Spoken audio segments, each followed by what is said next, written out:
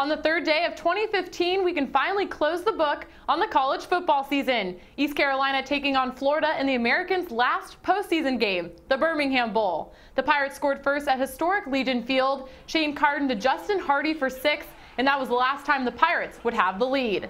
Florida scored 21 unanswered points. ECU climbed back within 8, had a chance to tie it up in the final minutes, but an interception ends this one. Florida wins 28-20.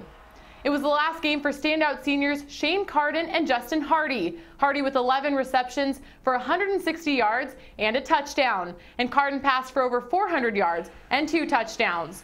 The returning Pirates will have a chance for redemption against the Gators in Week 2 of the 2015 season. Backtracking to the beginning of the bowl season, the Memphis Tigers kicked things off in the inaugural Miami Beach Bowl against BYU. The setting was great at Marlins Park, and the show that the Cougars and the Tigers put on was even better. A late fourth quarter Memphis comeback sent this one into overtime.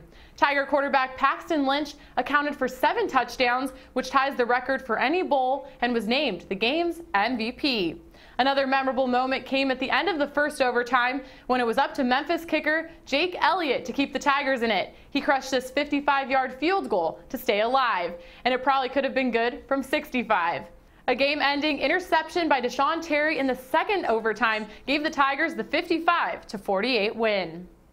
Unfortunately, fellow league champs Cincinnati and UCF would not have the same success during the bowl season. UCF fell to NC State in the Big Coin St. Petersburg Bowl 34-27. The Knights' stout defense didn't have any answers for star quarterback Jacoby Brissett, as NC State put up over 200 more yards than opponents averaged against UCF this season.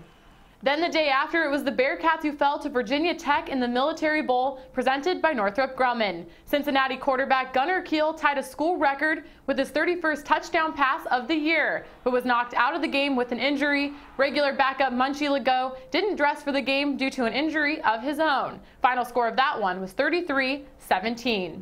In the first game of the new calendar year, Houston came up with a comeback for the ages in the Lockheed Martin Armed Forces Bowl. Down 31-6 early in the fourth quarter, the Cougars rallied for 29 points, including 2 touchdowns and a 2-point conversion catch from star wide receiver Deontay Greenberry.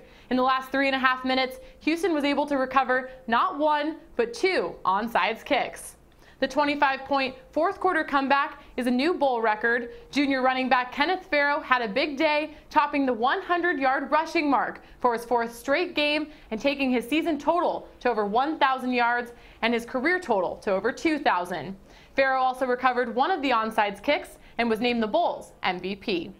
Side note, Navy, who joins the league next year, won the Poinsettia Bowl 17-16 over San Diego State. That's a wrap for college football. For the American Digital Network, I'm Haley Outen.